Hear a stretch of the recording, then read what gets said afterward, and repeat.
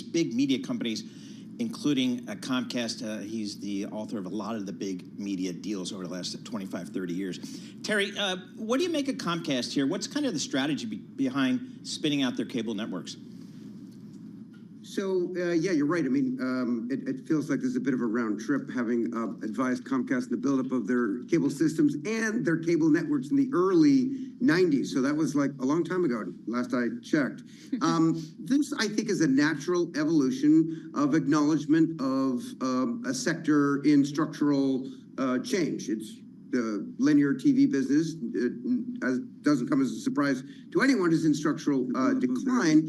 And essentially, you know, we've got Comcast here. In fact, the whole media industry tends to be fairly strategically savvy and financially savvy. So we have seen other media companies like Liberty, like IAC, do spin-offs when a business will have a different growth trajectory or perhaps have, you know, a different financial viability than the core. So we've seen it writ large across the media industry, and Comcast is particularly strategically savvy and financially savvy. Here, this is an acknowledgement that probably these are assets that are not as necessary to the future of the digitally delivered peacock, and yet they probably would do best on their own to sort of vie for their future as a content company, purely content without the distribution. How do they vie as a content company without that distribution? Like, what does it need to do? And if I'm an investor,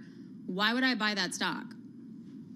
So I mean, look, historically, right, media has gone back and forth from vertical integration of pure content versus distribution, and then sometimes they get together and combine content and distribution. This is simply an acknowledgement that these assets may best live on their own. Now, some, I have noticed, have described this transaction as a good bank, bad bank type of scenario where you hive off the assets. I don't believe that to be necessarily true here, because it is a little bit different. This isn't pure. Remember, they did not put Bravo into this asset group.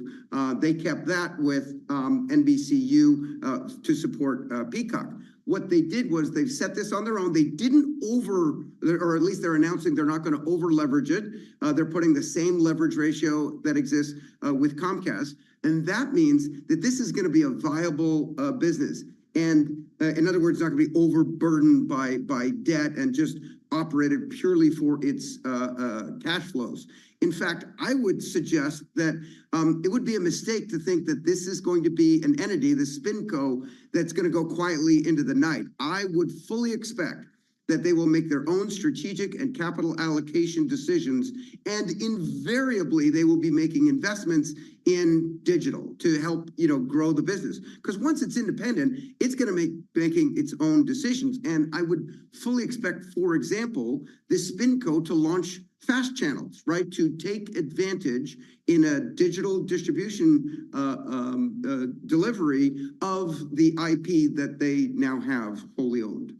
Well, Alex, this morning at 7 a.m., I came on the air and in answer to a question from Tom Keene, I in fact said, this looks like a good bank, bad bank scenario to me. So, but I've learned long ago not to argue with Terry Kawaja, because you rarely come out on the good side of those arguments. Terry, how are you guys thinking about, just bigger picture, for these media companies? They've got these cable networks where, you know, the subscribers are declining, advertising's declining, it's a declining business, but the streaming businesses are showing growth. How do you think about how these companies are managing that transition?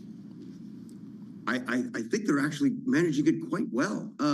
If you look at Comcast's third quarter narrative, Mike Cavanaugh talks all about, I mean, you would swear if you didn't know the name of his company that he was a telco, because he's talking about delivery, he's talking about speeds, he's talking about products that enhance broadband, so all related to that, as opposed to the video business. The video business, the meat of that, you know, vertical integration strategy they essentially pursued in the 90s with cable networks and in 2012 with their NBCU acquisition.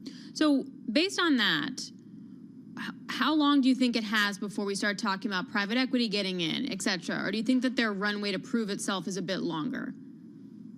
Yeah, we'll see. I mean, every private equity firm has looked at all the major media companies from a variety of angles, right? Recall 20 to 25 years ago, all the big telcos and some media companies hived off their Yellow Pages business. Why? Because, and most of them, one was a spin-off, most of them were private sales to private equity firms. Why? Is because those were businesses in structural decline. Let me know when this starts sounding familiar.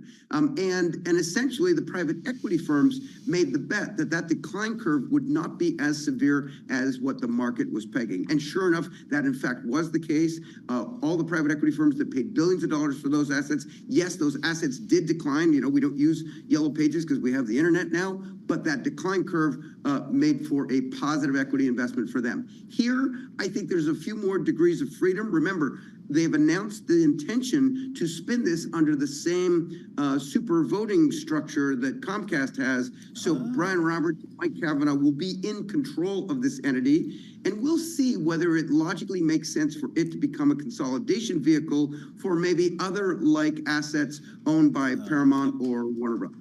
All right, Terry, as always, great stuff. Terry Quaggia, folks, founder and CEO of Luma Partners. He is the investment banker to the media business, and we want to get his thoughts there on Comcast spinning off their cable networks here.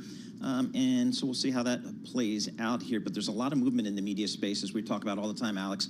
People trying to figure out how to manage that transition from, you know, the cable TV bundles that we always paid for now to streamers. We're all streaming. We don't know what we're streaming or what we're paying for, but we have to look at our credit card statements. Oh, yeah, we have to go through that and be like, okay, what's what? And now you can bundle some of those together, or they offer some bundles together. Yep. So I guarantee you I'm probably paying 3 times that I need to for like Hulu, but nonetheless. All right, coming up next, we're going to talk about TJX. It is one of my favorite stores out there. The stock is down slightly. They missed some comp sales estimates. We're going to talk to Mary Ross Gilbert of Bloomberg Intelligence. This is Bloomberg.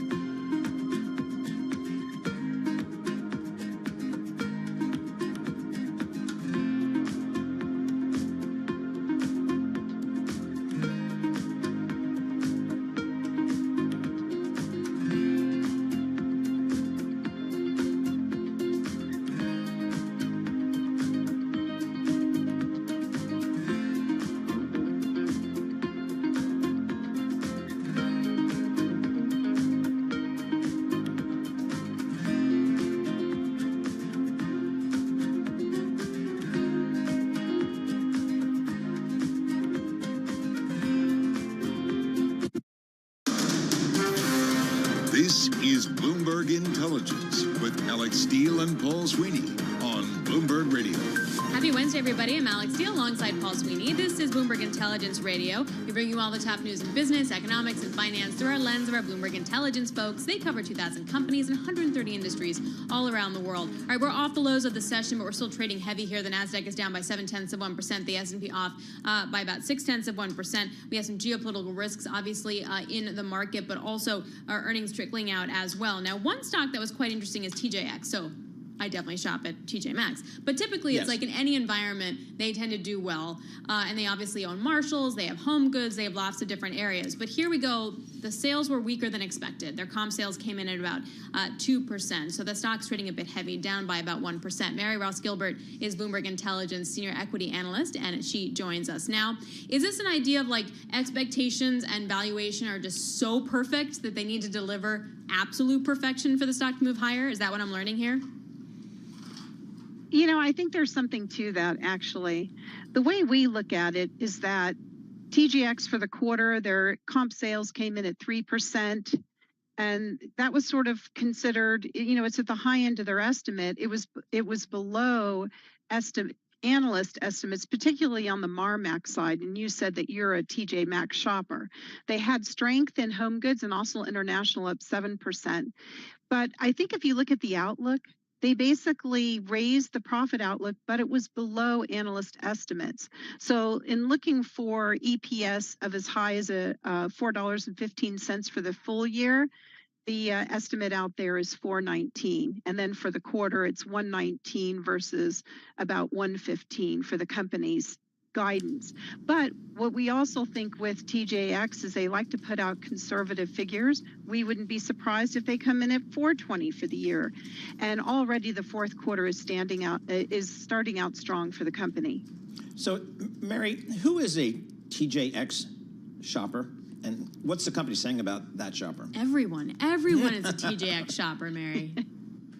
That's exactly right. It actually appeals across income bands. But we did notice, we did a survey, and that's out today, that when you look at shoppers earning with a household income over $100,000, it's well distributed across that, even above $250,000. And the reason for that is if you look at their assortment, you can actually buy handbags such as Chloe, Burberry, Valentino, and also Bottega Veneta. So here you can get the cream of the crop, but it also appeals to lower income consumers where they have more accessible brands like a Juicy Couture. And you can get Nike in tennis shoes. So it's a wonderful place to treasure hunt across income bands. And so they do have that strong appeal. So this is what, you've never been in TJ Maxx, right, Paul? No. Right, okay. So here's how it goes. In most of the stores, they have this runway section. And the runway section is all the designer stuff that comes from whatever agreements that they have with different other designers or big stores like a Saks. They don't have a Saks, but you get my drift. And then they have that on sale. Then they have the clearance there. And you can get some seriously good deals. And then you have other stuff. And you got some food you can get. You get housewares. And that's also not related to the home goods part, which is a whole different store. All this is in a TJ Maxx store. Yeah. And then you get toys, and then you get kids' clothes, and then you get towels, and you get sheets, and it's like, and in all the stores, you get kind of the similar footprint. Did I do justice there, Mary? You did, absolutely. But they also have beauty, and beauty has been a big draw. So, for example, you could get Clinique or even Laura Mercier. So it has incredible options, again, across the income band, even in beauty. So beauty and fragrance has also been one of the stronger categories for them. So is there a read-through to other stores, Mary, from this, or is this a unique TJX thing?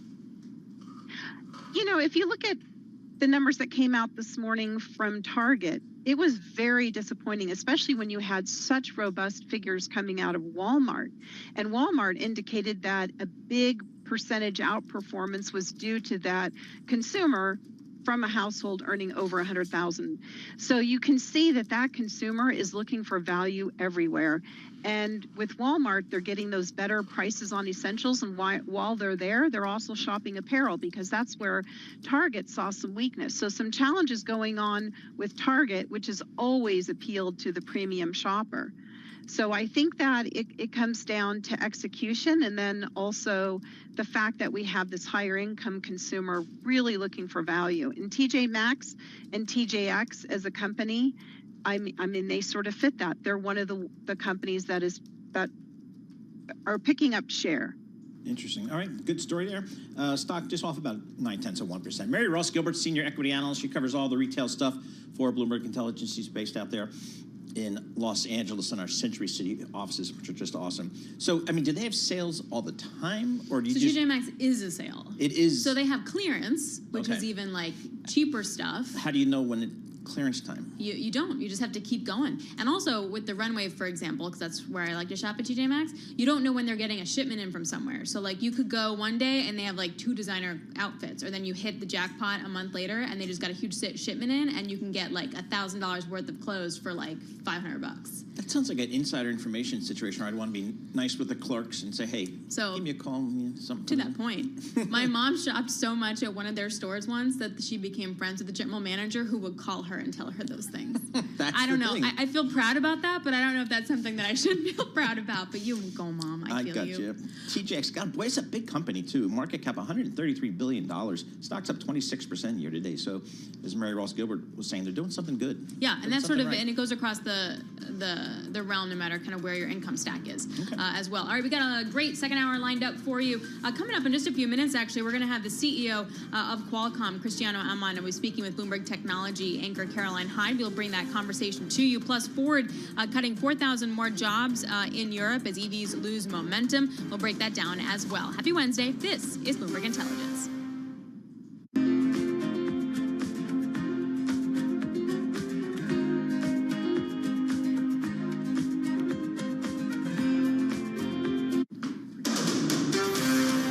This is Bloomberg Intelligence with Alex Steele and Paul Sweeney. The real outperformance has been the U.S. corporate high yield. Are the companies lean enough? Have they trimmed all the fat? The semiconductor business is a really cyclical business. Breaking market headlines and corporate news from across the globe. Do investors like the M&A that we've seen? These are 2 big-time blue-chip companies. The window between the peak and cut changing super fast. Bloomberg Intelligence with Alex Steele and Paul Sweeney on Bloomberg Radio. Happy Wednesday, everybody. I'm Alex Steele alongside Paul Sweeney. We have a great hour lined up for you with Bloomberg Intelligence Radio, but we're going to kick it all off for you right now.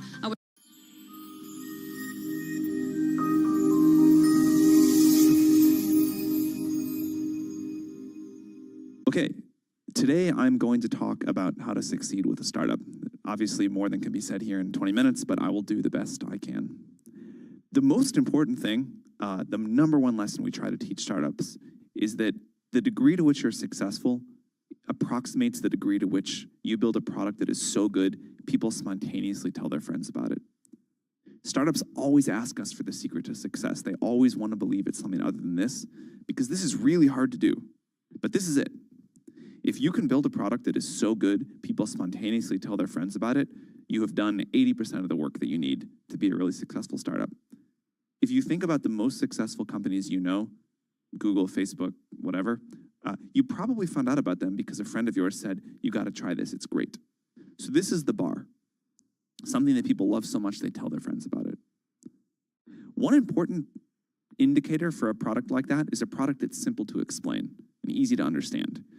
If you can't explain in a few words what you do, and if at least some people don't say, oh, that's pretty interesting, that's usually a mistake. It's usually a sign of unclear thinking or a need that is not big enough.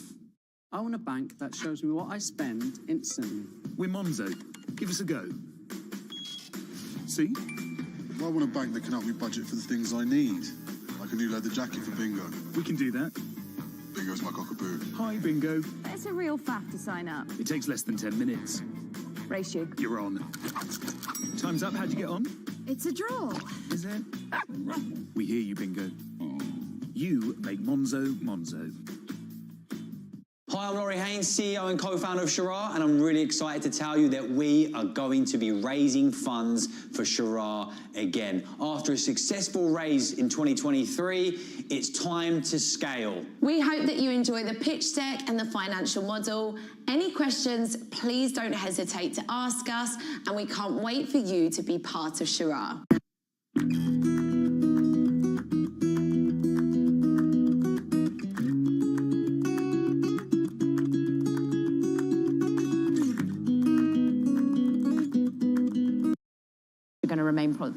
what I mentioned about cyclicality, I think the semiconductor industry, we have seen on the past few years, we had a bunch of different cycles, different markets, inventory corrections, we have capacity constraints.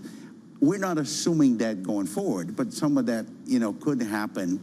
But when you look of the normalization of the market we see right now, if that continues, we feel very good about the ability to grow annually. To your question is, cars is one that we're incredibly excited because people are now buying new cars because of the computational capabilities and those big screens and the digital capabilities of the car. And I think that's what actually creating demand for our technology. Going in, before we get to cars, the Internet of Things is really going to be something that we've been talking about almost for a decade at the Mobile World Congress. And remember, everyone's exuberant about Internet of Things, and then reality never quite gets there. And that's where previous times you've made targets and perhaps have had to fall short because the ecosystem doesn't build. What makes you sure it will get to that 14 billion this time? Like, we're very confident, but I would like to break that down for you. Yeah. So first, PCs. Because actually, what I need to tell you is, we talk about Internet of Things, but the Qualcomm Internet of Things revenue stream, there's a bunch of things in there. We have PCs, we have virtual reality, mixed reality devices, we have industrial, we have networking and personal devices like wearables and watches. That's our Internet of Things bucket. So we gave a target of $4 billion in PCs. If you think what we're doing right now, Snapdragon X Series is the fastest processor. It's faster than Intel, faster than AMD. We come in the industry as a new player with a leading platform. The only platform that could run Microsoft Copilot+. If you look at this, of the service market, the TAM or the SEM that were provided Investor Day of PCs in 2029 is 35 billion. We say we're gonna do 4. It's very achievable target, especially when you think about we have the best platform in the market today. But everyone does indeed love that silicon. Our own Bloomberg Intelligence saying your silicon in the AI PC is great, but there's been so much cynicism around the adoption of ARM-based PCs. What is stopping that? We actually see a little bit different. We launched this platform in May. We have 20 designs. Right now, from May to today, we increased the design traction by 2.5 times. We have 58 now platforms across Dell, HP, Lenovo, Samsung, Acer, ASUS. And people are buying them? And the sales are exceeding our expectations. So that's why we feel confident. And if you think about the target, we put in $4 billion in the 35 billion SAM, is not that high. The other one is industrial. Right. And you asked me about IoT. One thing, Caroline, did change the IoT in industrial is AI at the edge. The ability to run AI at the edge. We can run multi-billion parameter model into a device at the edge. That changes the cost equation for a lot of companies that actually think that it's gonna be cheaper than doing it in the cloud, or they have specific needs. That inflection point is what gives us confidence we're gonna get $4 billion in industrial by 2029. And the other $2 billion we provided was for augmented reality. And the Ray-Ban Meta Smart Glass, everybody talks about it, is probably the favorite Christmas gift this season. Let's talk, therefore, about an inflection point. When you go back to what had been your bread and butter, which is smartphones and cells, are people upgrading? Are they going to upgrade, particularly on the Android devices that you sit with? Because Apple is, of course, going to be pulling back for the next few years. Look, Android is the largest global market for handsets. And we have been very focused on premium tier Android. What we've seen in the market that grows very, phones grow with GDP, right? It's flat to single digit growth because everybody has a phone. However, what we have seen is that the premium tier, they're growing significantly. We see a mix change. When people buy their next phone, they want a better phone. And that actually allow us to be growing, in many cases, like double digit when a market doesn't grow by expanding content. So what we expect is that is the trend as people buy a premium smartphone with more AI, and eventually, as the AI use cases start to be as big as apps, we're gonna see an AI-driven upgrade. We are sitting with the Qualcomm CEO, Cristiano Amon, for our worldwide radio and TV audiences. The upgrade cycle grows with GDP, you were saying. China's GDP not looking so great. You have exposure to that economy. What does it feel like right now? Look, our China business is a business that we're very happy with it. As geopolitics evolve, actually our business with China expanded, especially because as we become relevant in automotive and industrial beyond phones, we have Chinese customers. I think at the end of the day, regardless of GDP growth, China is a big market. If you are a semiconductor company that you have a leading technology that cannot be replicated by a domestic product, you're going to have a big business in China, and that's what we have. But they're fighting to make things domestically because of the new administration, and indeed the current administration, still pushing back on China. That you don't have any pause, any concern about tariffs ramp up, for example? Look, you should think about our business. We are exporting semiconductors. We're in the right direction of trade for the United States, especially when you think about trade balance. And if we have a leading technology, we expect that China will be interested in continuing to buy our chips. So we're not concerned about that. You don't have any procurement issues? You don't import anything? You're not having to stockpile? No, I think we have been, we're a fabulous company. And we have been a big exporter of chips into China. You've got an amazing bird's eye perspective of the technological race that we like to talk of between US and China. For example, you've got an array of large language models within your Snapdragon mobile system and platform. Some of those are Chinese large language models. How do they perform compared to the US ones? Look, we can talk about this all day, but I'm going to try to summarize a few things. There's a very large number of models becoming available, and they're very specialized. I think we're heading towards AI as being a new computing, and you have models that specialize in voice, major specialize in imaging, like large visual models, etc. What we're starting to see is a lot of those models are becoming regionalized, especially when you think about text and conversation. As the computer starts to speak the language of humans, every region has a unique aspect that is driving a lot of regional models. We expect the future is going to be like that. China's going to have their models. Europe's going to have their models. We're going to have our models. And they're going to be models specialized for different things. And we're just the beginning of this exciting new transition. You could talk about it all day. The thing that the markets, that the media have wanted you to talk about all day is whether you'll be making any acquisitions and whether you will potentially be making any acquisitions of Intel parts of the businesses. Your CFO outlined that, look, you're actually going to be giving money back to investors. Is M&A therefore not on the agenda?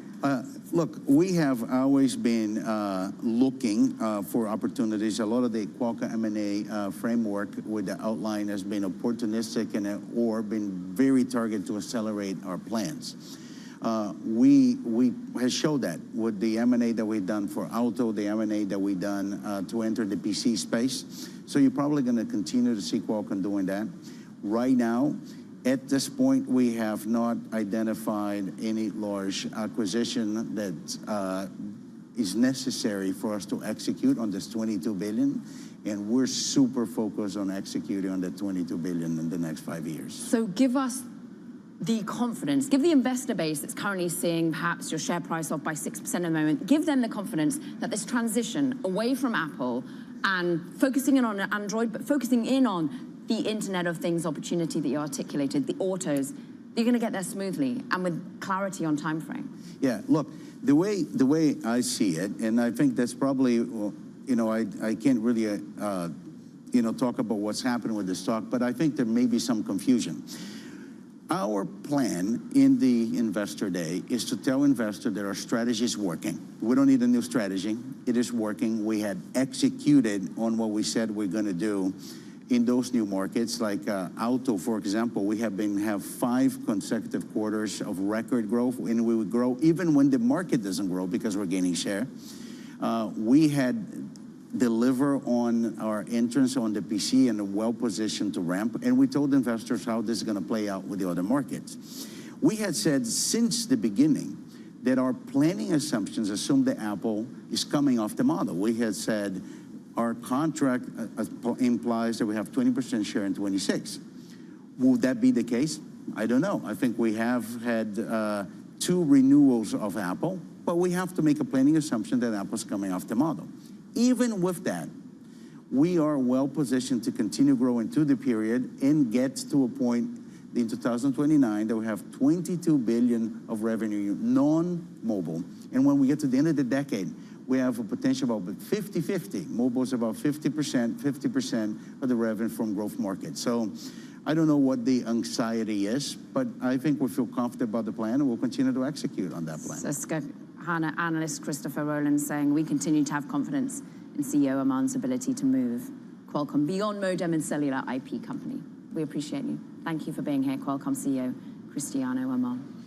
All right, that was Bloomberg's Caroline Hyde speaking with Cristiano Amon. He's the CEO of Qualcomm. Qualcomm had their investor day yesterday. Stock's down about 6% today, but Mr. Amon giving us his strategy for the future of Qualcomm here. Let's switch gears to Ford Motor Company. Ford Motor Company announced the layoffs of up to 4,000 employees in Europe as EVs lose momentum potentially here. Stock is off 2.44% here today. Let's check in with Craig Trudell. He's a global autos editor for Bloomberg News. He's in London. Craig, what's behind these layoffs at the Ford Motor Company that they announced today? Yeah, I mean, this is a story that's both sort of one that's bigger than just Ford and yet very acute for them. You know, Europe, we've seen just the last few months, sort of one automaker after another do profit warnings, whether you're talking about Volkswagen or Stellantis or BMW, Mercedes. It's really been sort of across the board that a lot of manufacturers are having trouble with the increase in competition at a time when we're not seeing demand growth. And so, you know, that leads to some real need to kind of take a look at how many people you're employing, how many plants you've got running, and whether you need to take shifts out or even go so far as to potentially take plants down. And so, you know, we've seen Volkswagen, you know, for the first time in its history, actually looking at closing plants in Germany. Ford has been pulling back in Europe for quite some time, and they're doing just, you know, sort of more of the same here. They were really trying to kind of, you know, get off to a fresh start and move more aggressively to EVs and some of their competitors, and that hasn't panned out particularly well. They also said today that pricing power on U.S. EVs next year is going to get hit, and then we're counting in those rollbacks of the tax credit of $7,500. Are we going to see more cuts then to the U.S.? I think for Ford, you know, the amount of investment in electric vehicles has been curtailed pretty significantly.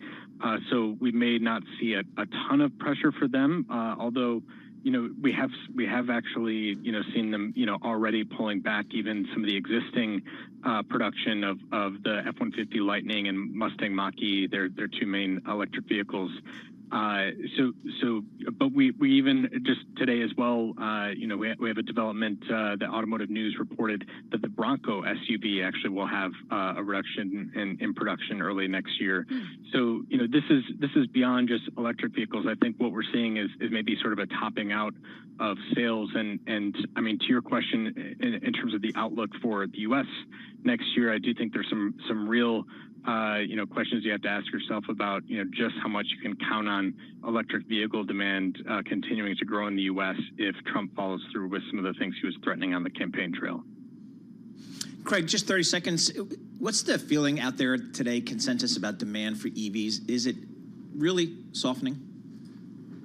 Yeah, I mean, I think here in Europe, you know, we were further along in making this transition, and yet that was in large part due to significant and sustained support from governments. And what we've seen is that if that support gets pulled, you see a sort of immediate falling out in terms of demand. And we've seen that in Germany in particular, and that's been very, very troubling. All right, Craig, thanks a lot. Really appreciate Craig Trudell joining us from Bloomberg over in London. Ford stock down by about 2.5%. You also have to wonder, too, the trajectory for EVs, regardless of the tax credit, was already not looking great. So then you add in that, and we're very far from the $25,000 EV that would be more of a mass adopter. All right, coming up, the main event, guys, today, it's going to be NVIDIA. The equity market is trading a little heavy into NVIDIA earnings, but we're going to break it all down for you with Philip Pinheiro, founder and former CEO at Boston Consulting Group. We'll take a look at what to expect from NVIDIA and what the realistic expectations are for 2025 and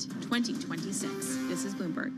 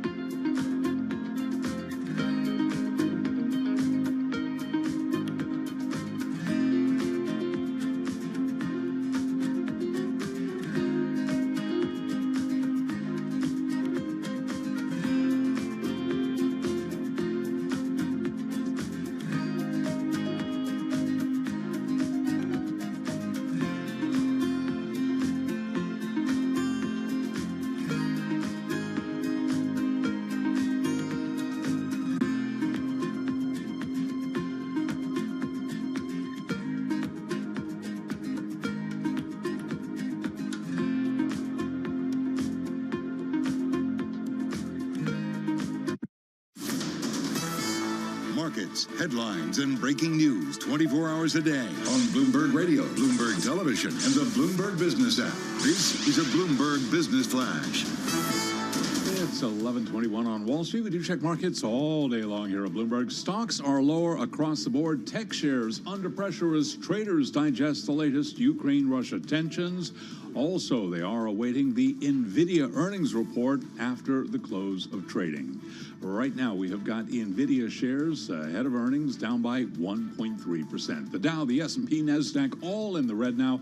S&P down 37, a drop there of 0.6%. The Dow lower by 78, down 0.2%. NASDAQ down 162, a decline there of 0.9%. The 10-year at 4.39%. The 2-year 4.29%. Gold up $16 the ounce, 26.48, up 0.6%.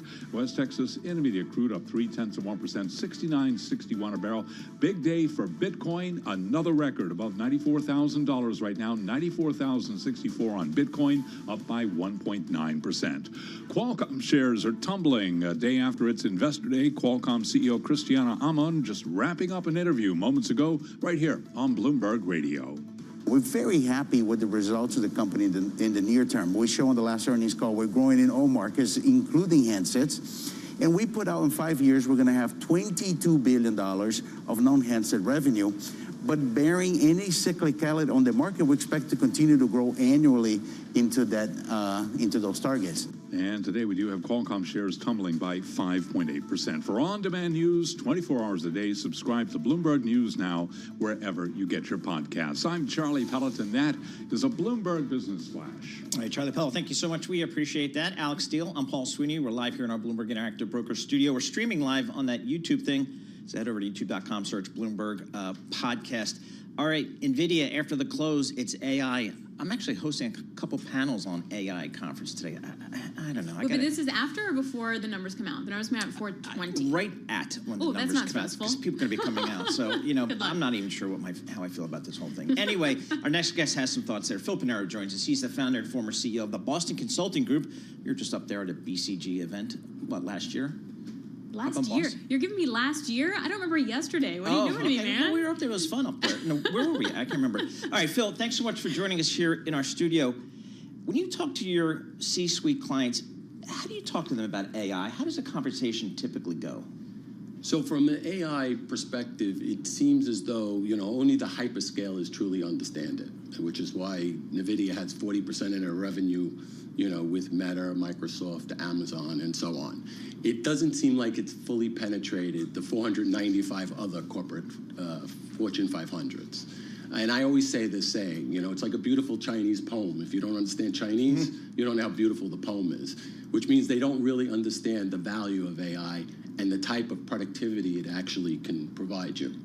So based on that, when we take a look at whatever cycle AI chips may live in, how do we know what that cycle looks like? Is it going to be super fast? Is it super long? How do you think about that? Yeah, so I think we're barely in the first inning. Okay. As you can see, if 40% of the earnings are with 4 or 5 companies, that leaves a lot of room for growth. The problem is people don't understand the use cases for AI and how that would actually make things better. So I think a good benefit for today is to actually talk about how you really could apply AI. So when you talk about NVIDIA, there's like 3 drivers. There's the AI. There's also what people don't talk about is the transition from Web 2 to Web 3. And what that means in English is right now Web 2 is CPU driven. Web 3 is GPU driven, which is 3D. It's a more immersive technology. The only way you drive that is through GPU chips, which is what NVIDIA has.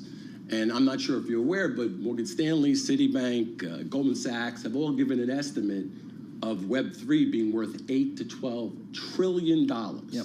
Wow. And right now we're spending less than $1 trillion. So my point is there's a massive growth, but there's something also new that's come up. And I'm going to talk about specific use cases for this. The Department of Government Efficiency has just been put together by Musk and Vivek. And what that will be is looking at how you cut costs in the government. So if you want the simplest way to cut costs, you actually digitize assets. What does that mean in English? You basically create digital twins of the buildings. The federal government has over 300,000 buildings. You can digitize the building, And by digitizing it, you can actually run the building from your phone. And that's how you drive AI. And once you create that AI shell, you actually can start to drive the workflows in it. So you can reinvent how the government manages buildings, infrastructure, and also corporations. I can't depend upon my government to do something like that. I mean, can they deliver the mail on time? Yeah, so... With AI, maybe. With AI, maybe. So if you think about in World War II, they had the Manhattan Project, yep, where Einstein penned a message to Roosevelt saying that the ways wars will be fought will be different with atomic energy. Well, the way government will be managed and the services provided will be with AI. And so if they really want to see, that's why Trump said that this is going to be Manhattan Project 2. If you really want to see how AI impacts the government, cut services, as opposed to all the just stupid redundant programs, you can drive it through AI. And Musk, you know, he's the author of autonomous cars. So essentially, what does that mean from a government perspective? You can have autonomous buildings, you can have autonomous infrastructure, and eventually, as you already know, the AI is already spreading to the military. So what's autonomous building and infrastructure? What does that mean? So autonomous building is a cognitive building, which is a learning building, which is basically, it sees the patterns of what goes on, and as a result of that, it cuts the energy, the waste, the air. In other words, it learns patterns. But in order to do that, you have to create it from a digital perspective first, a digital twin. So for your audience, a digital twin is nothing more than a digital representation of the physical building. But what you do is you put scanners on all the HVACs, the air, the waste, and you actually run the building from the digital twin. And that's how all infrastructure should be managed going forward. I've already had discussions, I don't know if you're aware of this, the Biden administration appointed AI heads for each of the major agencies. And HUD has, you know, whatever, over 300,000 buildings. And I had a discussion with the head of AI and the CFO for that. And we discussed how we'd actually digitize the assets.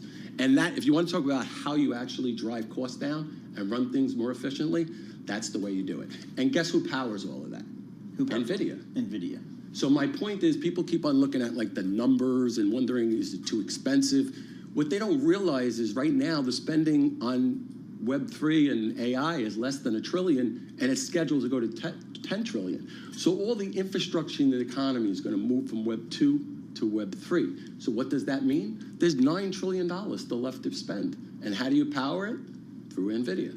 Some investors really over the last several quarters or maybe the last year have said, okay, I kind of have an idea about the dollars that are being spent. $1 billion maybe going to $1 trillion, maybe going to 10 trillion. I need to hear more about the return on investment. And I think that's what some of the companies are starting to get questions a little bit more these days. How do you answer that question, or how do you? So I'm actually a practitioner. I know most of the people who come in here, they make speeches and they write papers. I actually do the technology. One thing that I actually did was actually built the market surveillance system for the NASDAQ. It reduced investigations from 4 months to a minute. So if you want to talk about how technology impacts productivity, there's your example. They used to have around 1,000 people in regulation when they had less than, they did only a couple 100 million in NASDAQ. Now they're doing billions. They actually have less people now. So when you're talking about an improvement from 4 months to a minute, that's the impact of AI.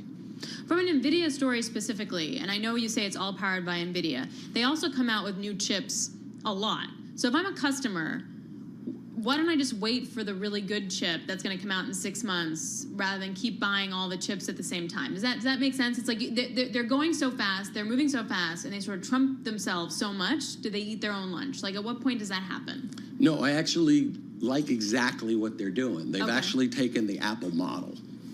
You know, where Apple keeps on putting out a new phone and it keeps on getting better and better. But not to say anything against Apple, their improvements are way greater than the iterations in the Apple phone. Gotcha. So if you, and let's take an example. They have Hopper chip, that's their #1 chip right now, and it's being replaced by Blackwell. If you look at the productivity of a Blackwell chip compared to Hopper, it's 4 times the amount for slightly more cost. So my point is, they're going to keep on producing things better and better. And for the hyperscalers, they have it's to keep worth buying it. them. Yeah, because I mean, I'm sure you know about Sam Altman. He made this crazy statement. He needed $6 trillion to build all these data centers. There's actually some truth in that. because all the data centers are going to have to be built to drive and run this. I know this thing came up with the NVIDIA Blackwell chip, you know, they had a cooling issue. That's because this is important for you guys to know that we were in a CPU-dominated environment, which is a central processing unit, which is a single processing. In order to run AI, you need GPU. The data centers in the US were set up for CPU because that was the dominant thing. Now that we're going to have a GPU-dominated future, you're going to have to restructure those data centers. But just so you're aware, it's not that complicated. If you liquid cool the data center, which is what Meta did, then those chips work fine. Applications. Are there certain industries, certain types of companies you think will be at the forefront of really employing AI in their business models? And if so, kind of who do you think those might be? Yeah, I mean, I want to stick to the government example, only because of the fact that that's in the news and people want to know what the OGE is going to be doing. I mean, again, I go back to the buildings. That's the simplest business case. A building has energy costs, it has people who maintain it. Once you build that digital twin of the building, you can drive down the energy costs up to 50% and reduce your manpower by 50%. But let's take another example. Once you actually digitize that building, you can start producing AI workflows. And I'll give you an example. Some embassies have already started moving to this. I'm sure you've gone to embassies where you have to physically stand in line and give them all the information, and it's a real pain. In the future, there's already embassies that are doing this. One Caribbean island, Barbados, has already started it. You can actually go into the embassy through the metaverse and actually do all your activities and services digitally. So my point is all the government services are going to be moved from physical to digital. How long is that going to take? Like, how long is this transition?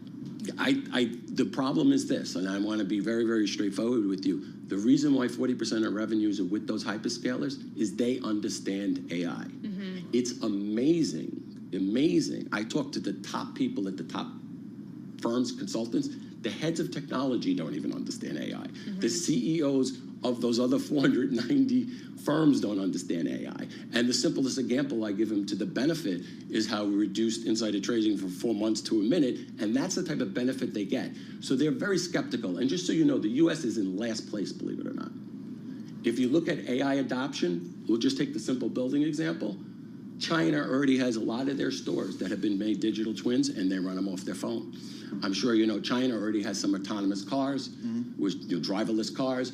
So basically, Asia is first in AI adoption. Middle East is second, because Middle East wants to leap forward. Saudi Arabia is particularly with the NEOM project, as you're aware. Europe is third. US is actually last. Interesting. We could go on for this. Actually, you can host my panel this afternoon. That'd be There you go. Did you learn stuff? Did you write it down? Yeah, I got some stuff here. Phil Pinaro, thanks so much for joining us. Phil Pinaro is a founder and former CEO of Boston Consulting Group. Talking a little technology, talking a little AI here. You know, Gene Munster from Deepwater Asset Management, he kind of put it in the context like on a continuum, and he put it right up there with electricity in terms of the importance and the OI, and put the internet well below half. So just really? So let me just talk about I don't know, because you can't. We're going to a break. No time. No, you can't do it. You got 8 seconds. All right, coming up, we're going to talk about Trump's Treasury pick, who's still in the running, what are the odds? This is Bloomberg.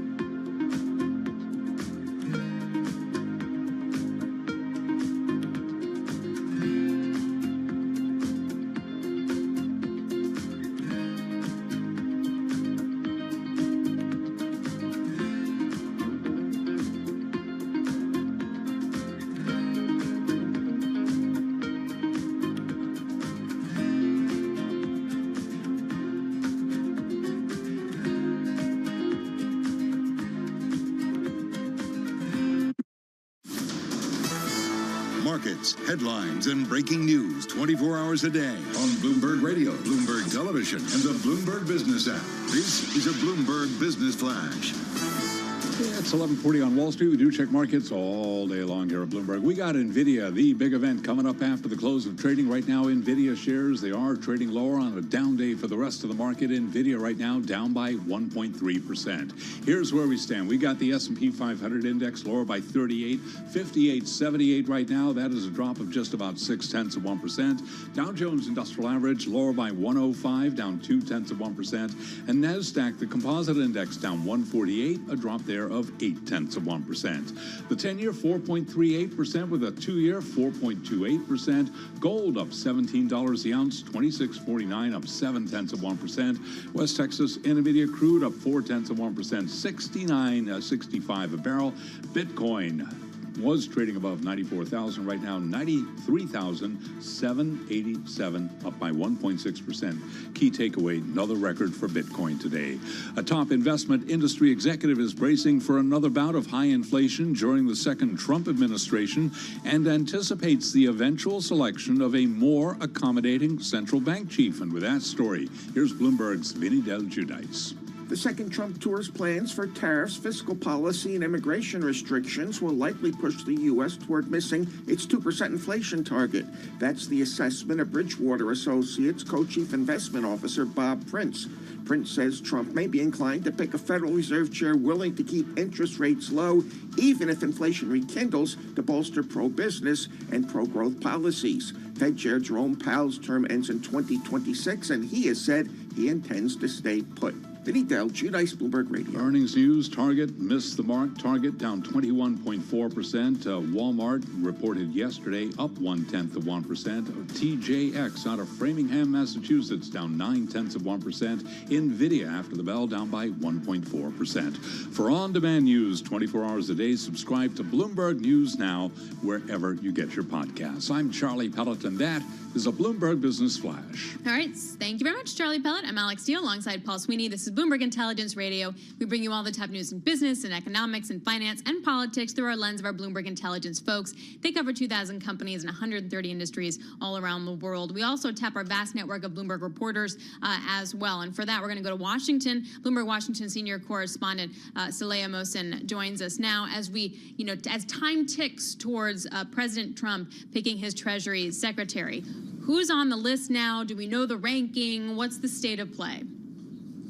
On the list now, Alex, are Scott Bessent. He's a hedge fund manager. We have Mark Rowan of Apollo. We have Kevin Warsh, the former Federal Reserve governor, in the mix, and Bill Hagerty, a senator. His name has also been mentioned. It's really hard to know who's number one on that list, who's a top contender.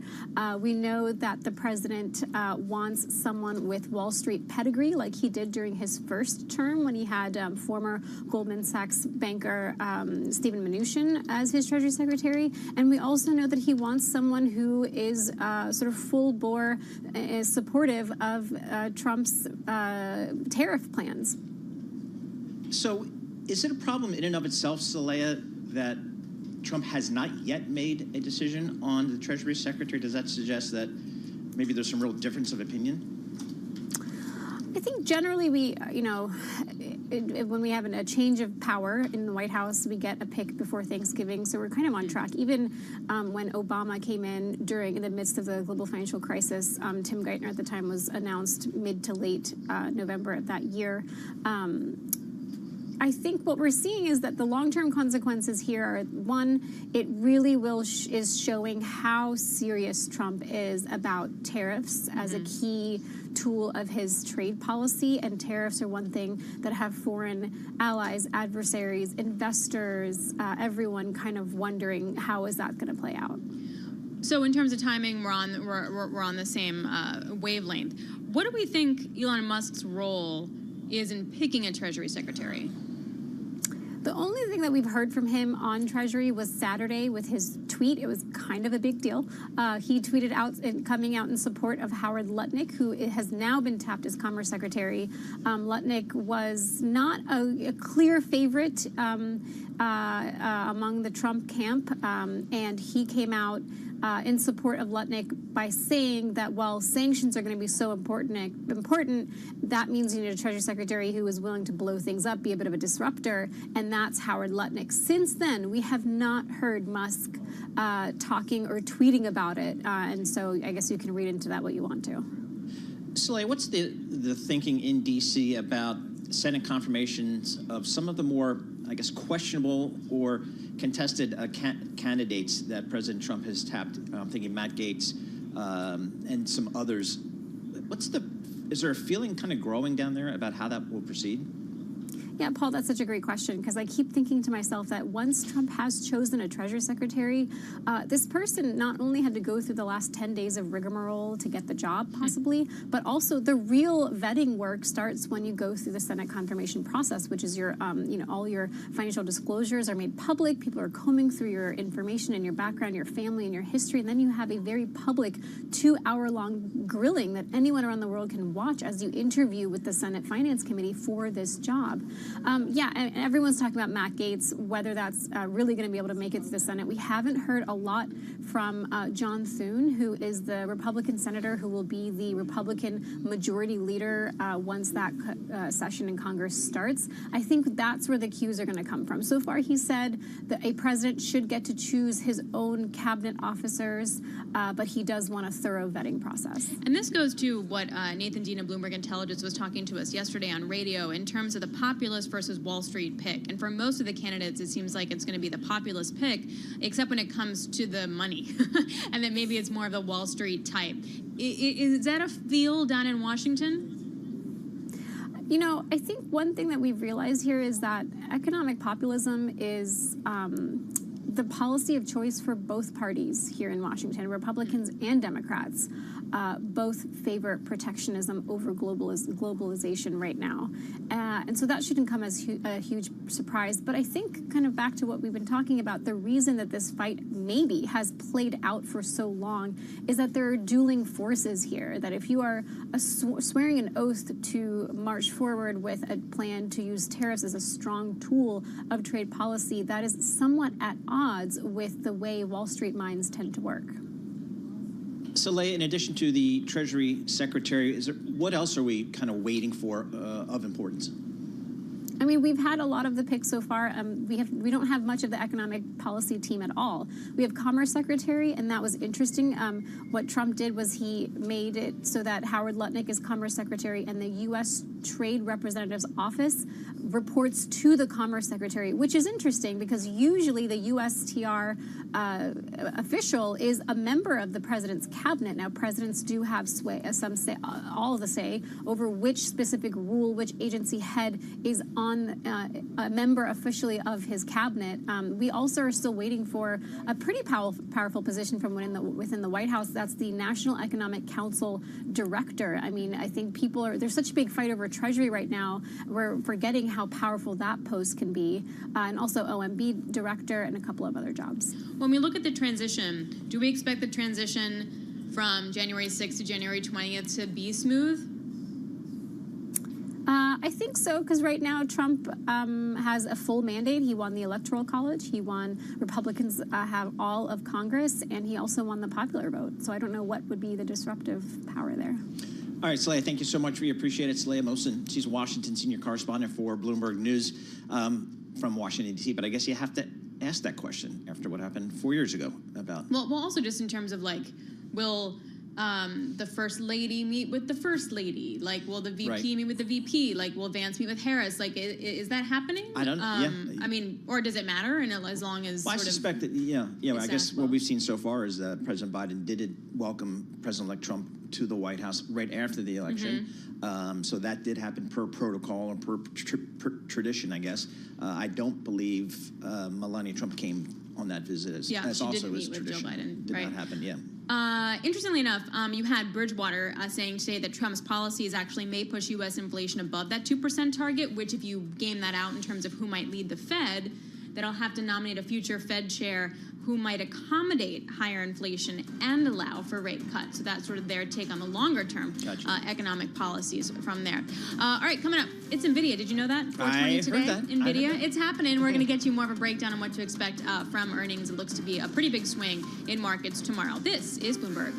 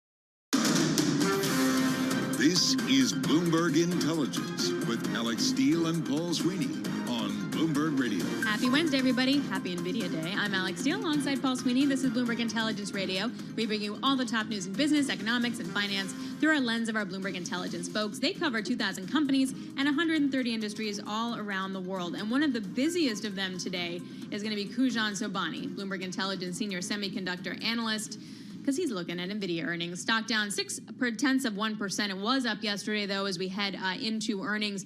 What's the line item that you're going to care about most? Well, the data center revenues, especially the magnitude of the beat and the raise in 4Q, but along with that, the commentary on the Blackwell ramp in 2025. So just by your comment there, Kunjan, to me, that's the risk in the stock. When an analyst comes on and says the magnitude of the beat, not if there's a beat, but the magnitude of the beat. And to me, that's the risk in the stock because, and I'm not picking on you, you're just representative of the market, in my opinion. Is there a risk that they disappoint, or is it just the momentum in this space is just too much?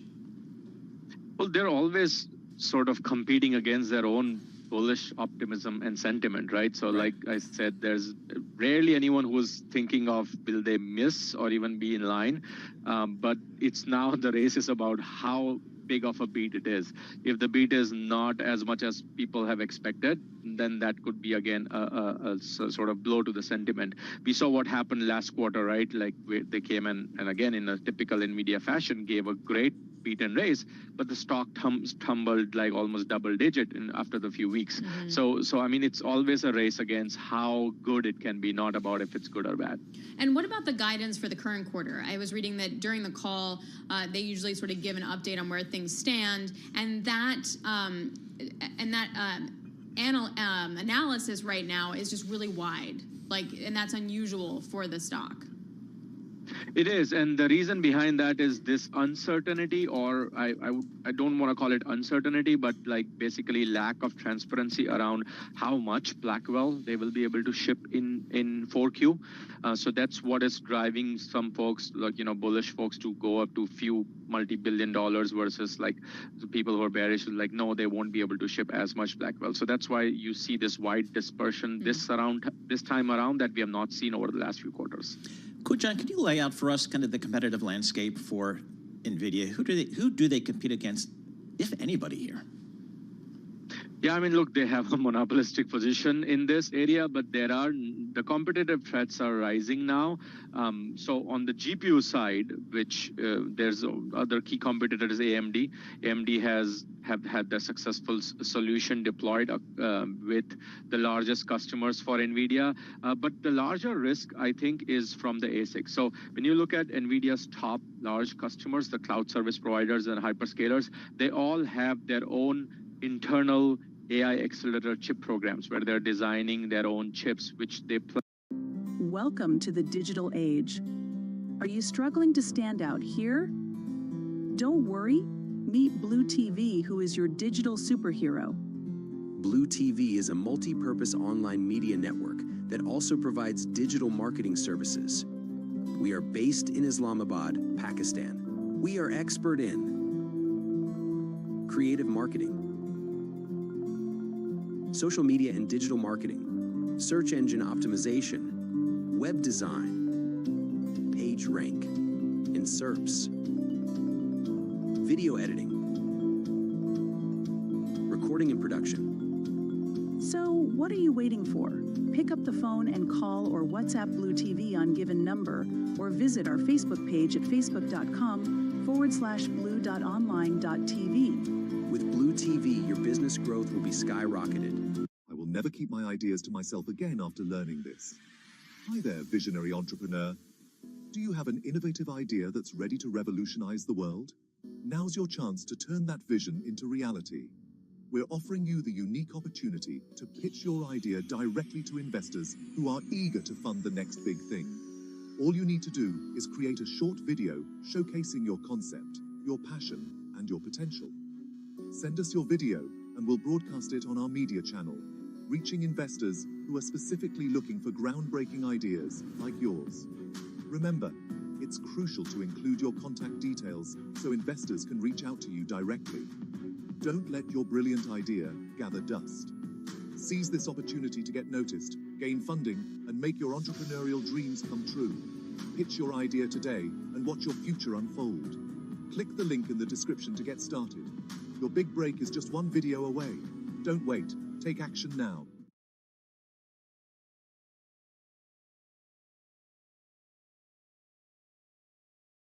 US, but a lot of other regions in governments. All right, well, really looking forward to that. It's going to be really fun to see those numbers break and really what the reaction is going to wind up being tomorrow, since it clearly has the potential to move the overall market.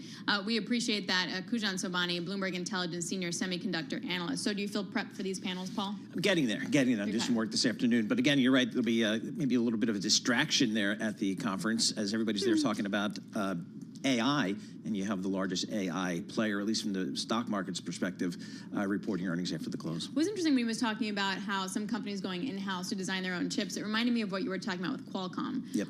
That, when Apple starts to design its own chips for its phone, that's when Qualcomm had to have a serious plan B in terms of revenue growth. Obviously, we're way far out in that, but I thought that was quite interesting. Yeah, interesting. And so if you're Qualcomm, you have to convince the street that, hey, you can make that pivot away from a lighter reliance on the phone market via Apple phones. And so that was what their investor day was about yesterday. All right, taking a look at NVIDIA stock, it is down by about 0.8%. That number crossing at 420 this afternoon. So stay tuned with Bloomberg for that. They'll have all coverage for you as the market's off the lows of the session. That wraps it up for us. Coming up, Balance of Power with Joe Matthew is next after this global news update.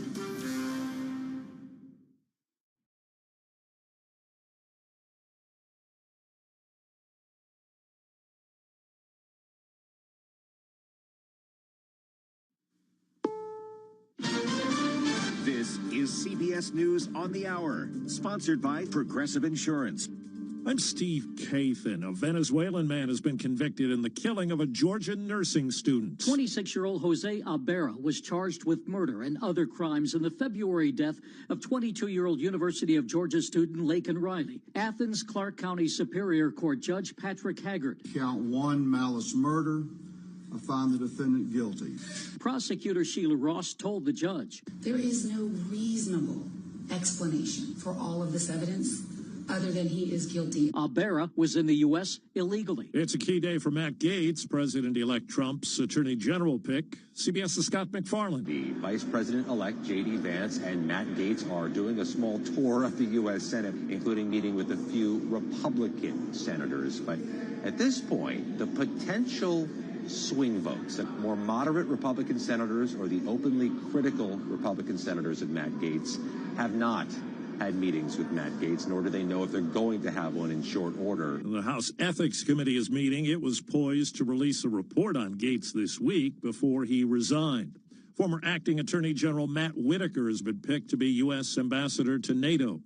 Defense Secretary Austin's given the okay for Ukraine to use anti-personnel landmines in the effort to slow Russia's battlefield progress. You know, we provided them anti-tank mines from the very beginning. This is just another stage here, but again, our focus is to help them to meet their needs, and they've asked for these. At least one death and power outages are blamed on the powerhouse storm system that's pounding the West. CBS News meteorologist David Parkinson. From Sonoma County and basically Santa Rosa on north, you will be seeing the potential for flooding. World premiere in Poland today for the movie Rust, delayed and dogged by controversy over the fatal on-set shooting more than 3 years ago. Director Joel Souza sees the film as a tribute to the late cinematographer Helena Hutchins. I've never met anybody that lived, breathed, ate, and drank movies like her. It felt like the right thing to do. I couldn't let a stranger or something finish what we had started together. Government numbers indicate inflation has eased, and when it comes to the holiday table next week, CBS's Jill Schlesinger says the evidence could be seen as mouth-watering. The average cost of the classic Thanksgiving feast for 10 people is about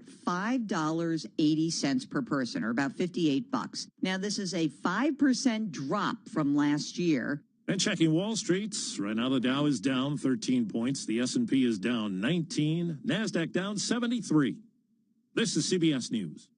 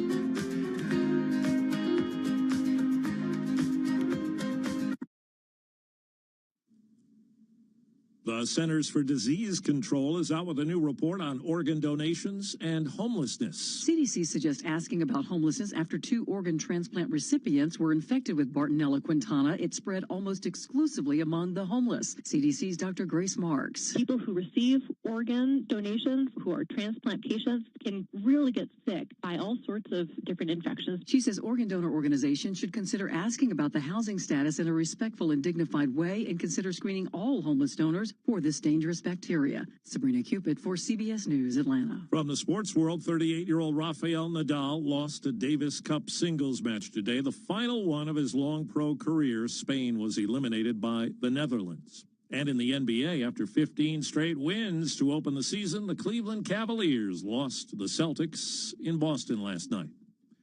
I'm Steve Kathan, CBS News. From the world of politics to the world of business, this is Balance of Power.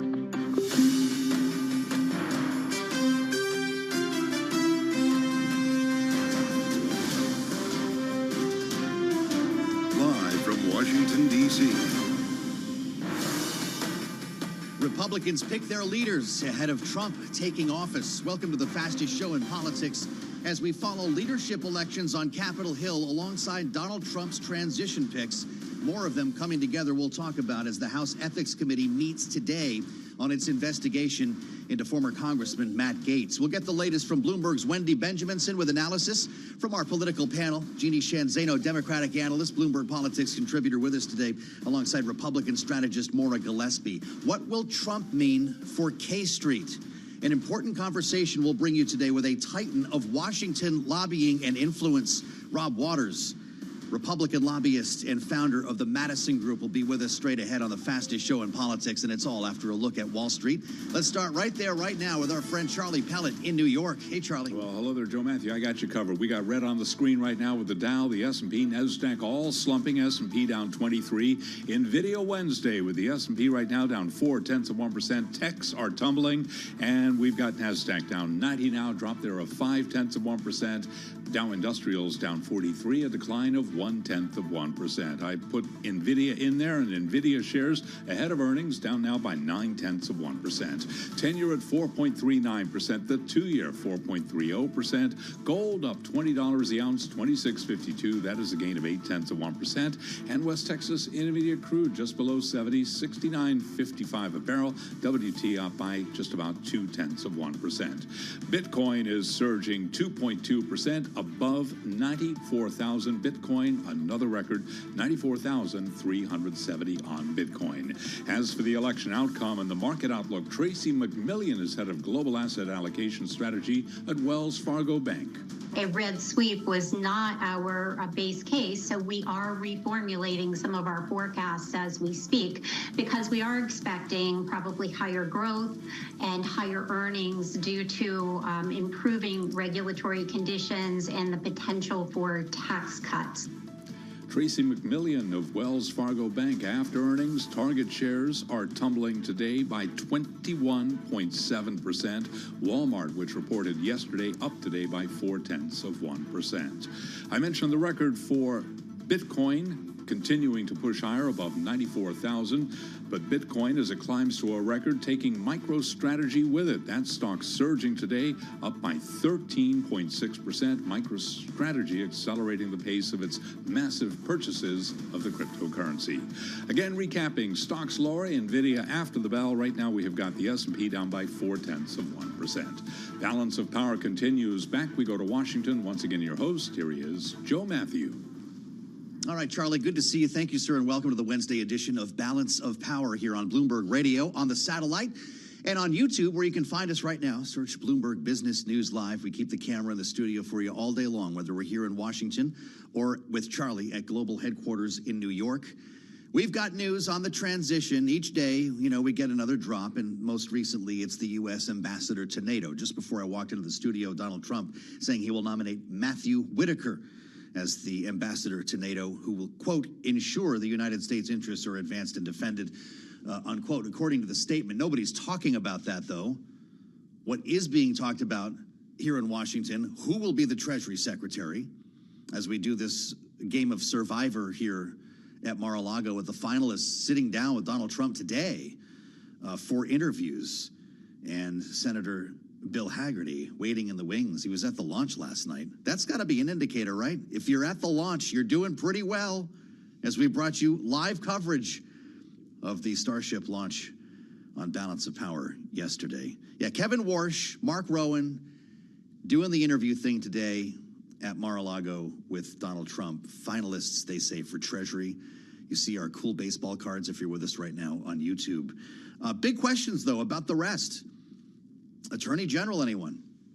The Ethics Committee meeting today in the House to talk about this report into Matt Gaetz. Questions about whether it will be released publicly, and I continue to question whether it matters, as it is the worst kept secret in Washington. Just ask Wendy Benjaminson. She's with us right now at the desk. Of course, Bloomberg politics editor, senior editor in Washington. It's good to see you. Good to see you. This has been fascinating to watch the names change, to watch people wring hands and go through this whole thing when it comes to the Treasury Secretary. Absolutely. But it's taken our attention off of this Matt Gaetz situation. And I wonder your thought as J.D. Vance walks him personally around Senate offices to try to gain support here on the same day the Ethics Committee is meeting, Wendy. That's right. It's really shows you how important it is to Donald Trump to get his picks confirmed and in the job without too much hassle.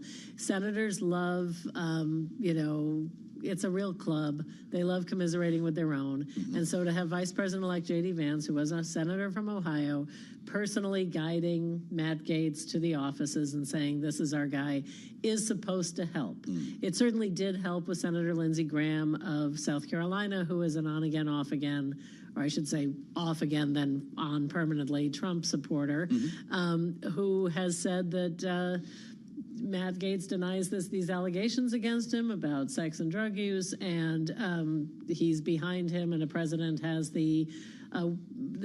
should be given latitude to pick his own team.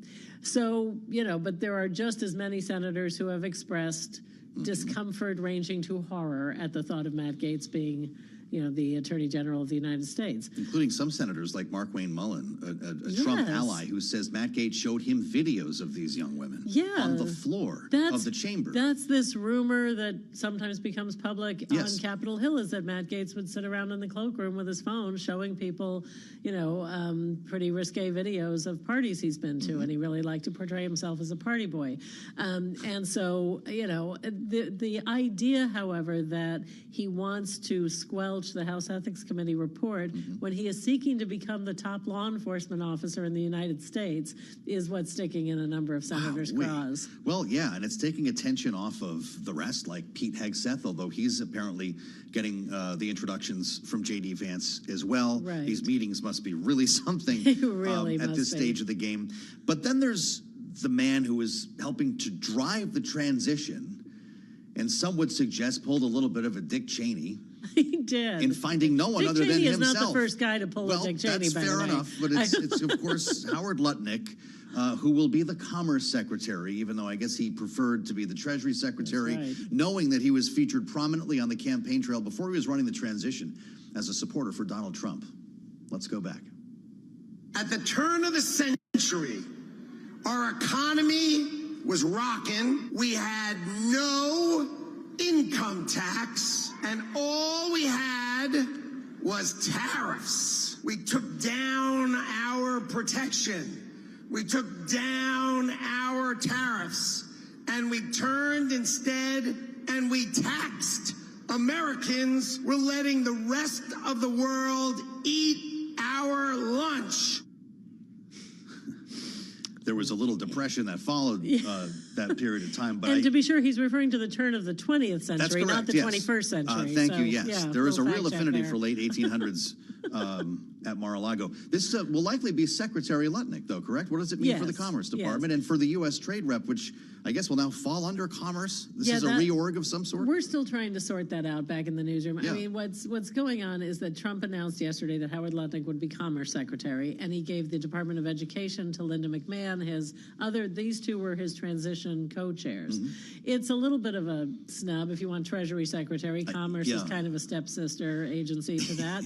However, it seems that Trump was sort of sweetening the deal a bit by putting the U.S. trade rep under the Commerce Department, how this works, huh? which is often, I mean, it's not a cabinet position, but it does report directly to the White House, and some presidents have elevated it to a cabinet level job, which means you get to go to the cabinet meetings. Yeah, yeah. It sounds like what Trump might be thinking, although, you know, I hate going there, is of trying to figure out what Trump is actually thinking, is that he will put the USTR under Howard Lutnick and make Howard Lutnick the tariffs guy. He's clearly enthusiastic about it from that clip. Right, and that kind of takes the Treasury Secretary outside of the tariff fold and be a little more market friendly. That's not all we talk about in interviews. You know, Gina Raimondo kind of reinvented the modern Commerce Secretary as a key player in an administration, forwarding legislation, being very present in media in a way that we really hadn't seen with Commerce Secretaries before. A sought-after interview. Will he be like that?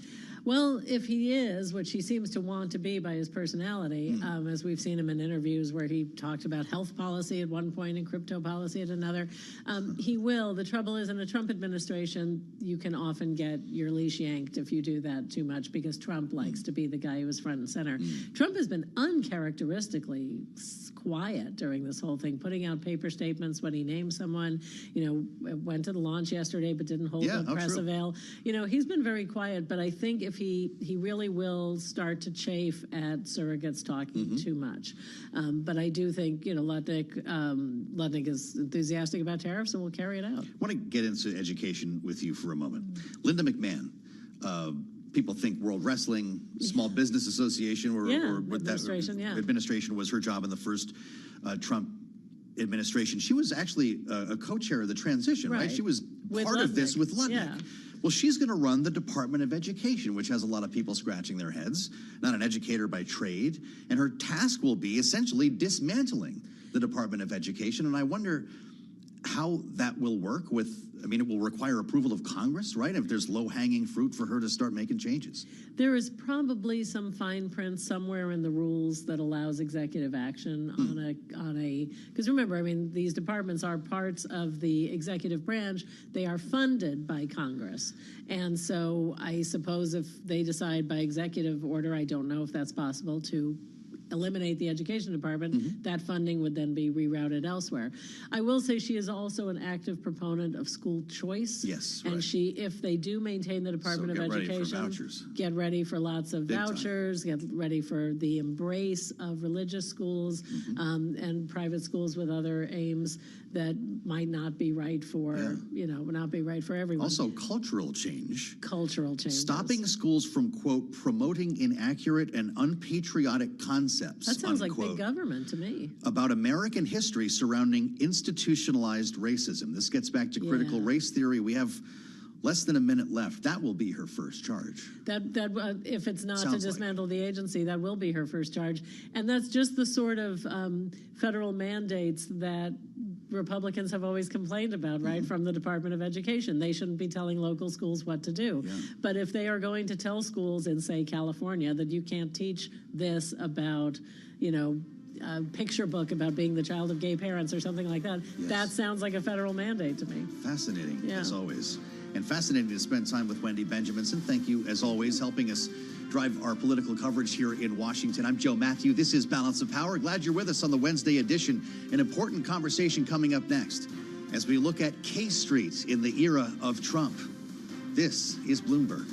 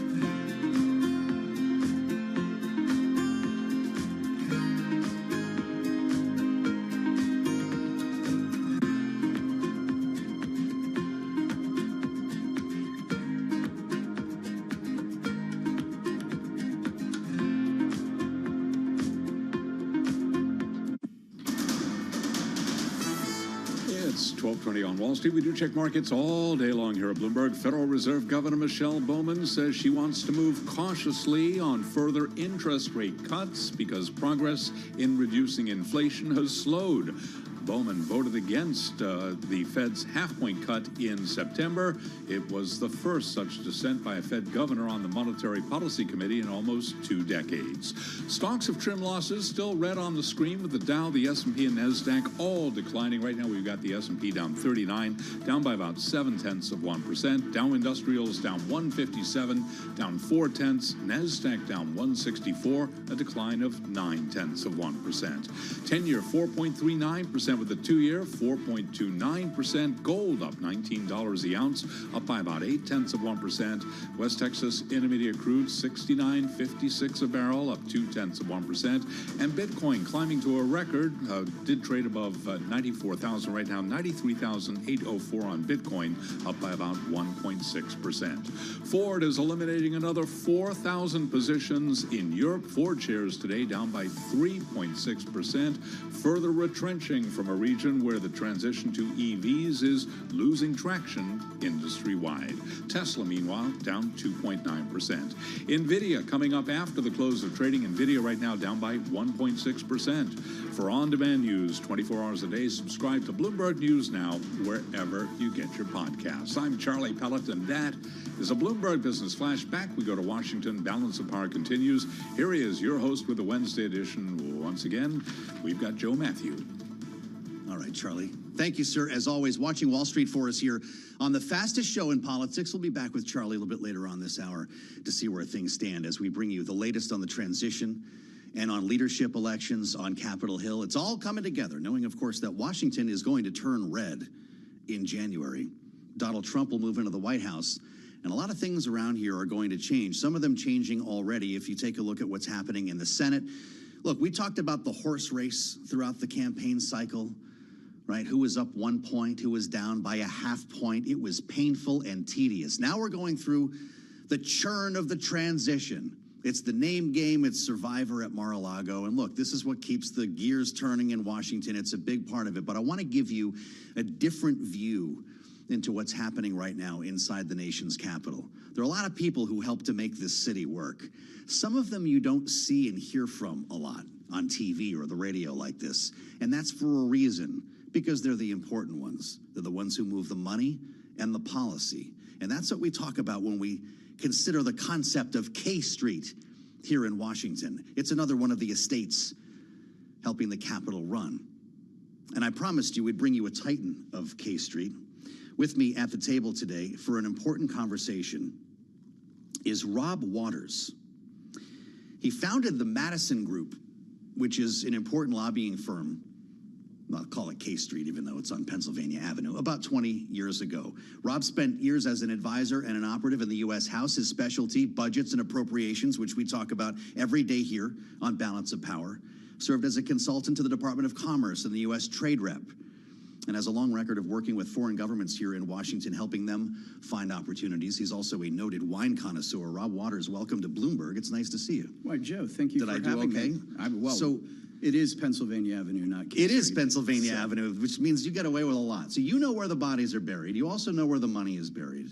And I just want to start broadly with you. When people talk about K Street and the business of influence in this town, what is changing right now? You're looking at leadership be selected. You're looking at the transition, filling in the blanks. When do you start finding opportunities, or are you already when it comes to influence and lobbying? The day after the election, so it's on.